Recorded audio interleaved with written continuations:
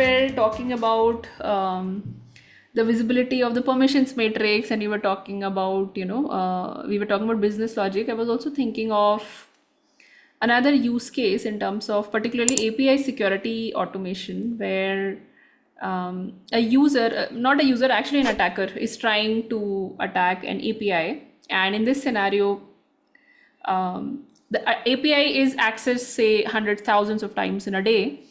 So we do have a pattern. So I was curious to know, given that a lot of intelligence is being built in a lot of system today, whether it's needed or not, but that's another podcast, I think. But in terms of having intelligence built in, or having ML, machine learning for these kind of things, where you can actually understand the user behavior, and if it could be an actual attacker behavior when they're accessing an API in an unusual fashion or with unusual set of inputs, is there a role of machine learning in such kind of automation? Yeah, there is definitely. So let's take a step back. Typically, most of these API attacks, in my opinion, like some of those, every API has its own signature. The spec or schema, different people call it Yeah, yeah, differently. yeah. So you're defining like these are the inputs that this API takes. And I have even seen security solutions. They don't do anything smart. All they are doing is basically, I am going to validate every API call, stick to this schema. We have defined this schema for a Okay. reason. And anything that does not stick to this is a violation, whether it is an actual offensive attack or whether it is some other client-side error. I don't care. So there is no machine learning in those kind of solutions. But I've Hmm. also seen the solutions where, okay, let's actually feed in all this API data into, some ML models and some of these, and or some anomaly detection kind of systems, and they are going to detect anomalies. The second one, it is doable, and there are like, especially understanding the bots, understanding fraud. There are some very legit and important use cases you can actually solve. But what I have seen and what I would highly recommend is, don't try to solve the authentication authorization kind of problems using that. You don't need such a complex system. And oftentimes, if there is an authorization bug or authentication bug, it's better you actually test it beforehand and try to fix it rather than trying to rely on an anomaly detection kind of system to find authorization bugs. It's totally unnecessary and maybe inaccurate as well, because if you actually see the authorization based attacks, they don't look anomalous.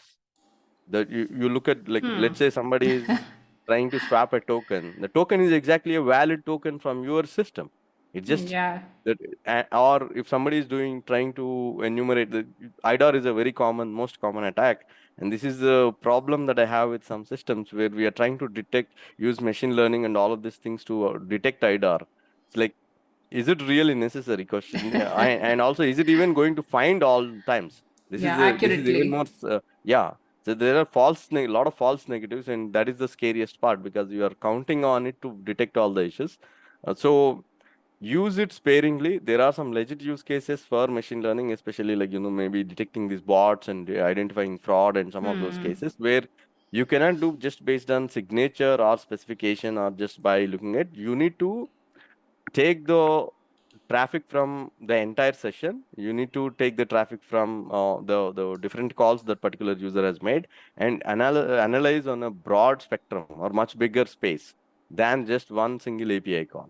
Whereas any issue and attack that you can actually do at the single API call level, don't try to, overcomplicate it, or don't try to bring in machine learning and all of those things. And a lot of problems, especially authentication authorization problems, can be tested and verified at the single API call level.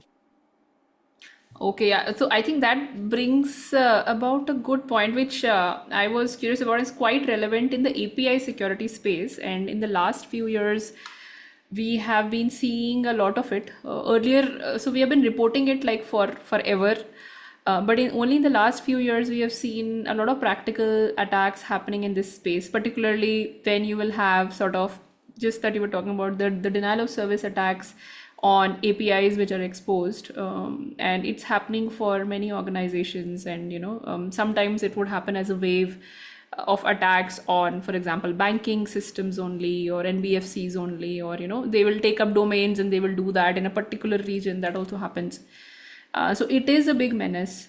So while you're talking about ML and you're talking about this kind of behavior analysis, does it apply to things like uh, particularly these kind of bot attacks, and can this be used for, so traditionally we've been using rate limiting, throttling and other things, and that's what we recommend, but do you think this then is the right kind of a use case when we want to use if we need to use MLs in that case? Yeah, I think let's go. So this is how I see actually. So typically, if it is a plain DDoS, that is like, they are using a pool of IP addresses and trying to bombard you with the same call. And if the intention is actually to take down the service or take down the resources or eat up the resources, those things, I think the WAFs or CDNs, they have all solved this Quite problem, in my equipped. opinion. Yeah, and oftentimes it's usually based on some of these user agents and user agent that comes in the API call, the IP addresses, and so origin of the call essentially. And that I've seen working pretty effectively. What we are talking about is go one more level deeper. Let's say there's a very sophisticated attack where instead of a human, like take e-commerce. I've seen this very commonly in the e-commerce kind of cases where, uh, there's, let's say there is an item on sale on an e-commerce, and that item is a bit rare.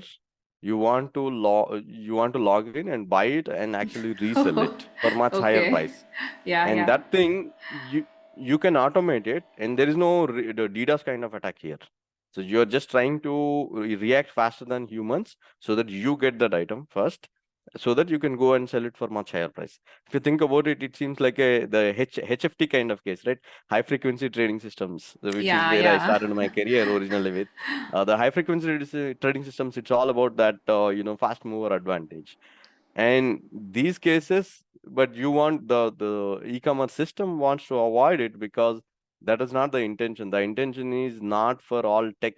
Actually, IRCTC is a great example. I Although in think it used to IRCTC, be the best one, but yeah. exactly. Please So, continue. so you don't want if you take IRCTC, right? You don't want the tech savvy people to be taking advantage and getting all the tickets. What happens to all Yeah. the non-tech savvy people, right? Just because somebody cannot write a program to book IRCTC ticket, does it mean that they never deserve an IRCTC the train ticket? They do, they So do. now if IRCTC needs to solve this problem, and that's where it gets interesting, because the API call level, a single API call level, it will be very hard to differentiate uh, whether the call is coming from a human or a machine. And in those are the cases where I think you need this advanced machine learning or some bot detection and mitigating from these bots in some of these cases. Otherwise, the plain cases, like this is where don't overcomplicate the system. The simpler system is better, and both for the maintainability, also to really understand and reason about it. So the plain DDoS attacks are solved by the regular systems. I don't think you need machine learning for that in a lot of cases. And so that's how I would put it. So simple authentication, authorization, simple DDoS, rate limiting, all these cases, the problems are already solved, and it's better you test and verify that your system is foolproof for these things. But the clever bot kind of cases where the calls may not be very high, but then they are coming programmatically, and your application, you don't want to support that. It's also very application dependent. Very application. I think it's a very beautiful and practical example of the use case. So thanks for sharing that.